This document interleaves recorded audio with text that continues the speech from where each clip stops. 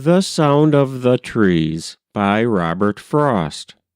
Read by Frank Blissett.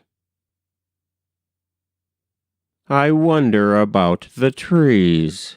Why do we wish to bear forever the noise of these more than another noise so close to our dwelling place?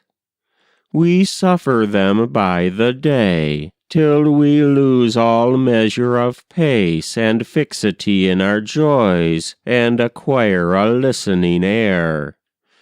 They are that talks of going, but never gets away, and that talks no less for knowing, as it grows wiser and older, that now it means to stay.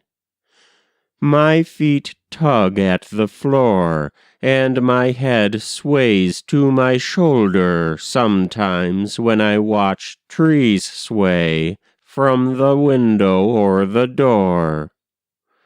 I shall set forth for somewhere. I shall make the reckless choice some day when they are in voice, and tossing so as to scare the white clouds over them on. I shall have less to say, but I shall be gone. That was The Sound of the Trees by Robert Frost. Read by Frank Blissett.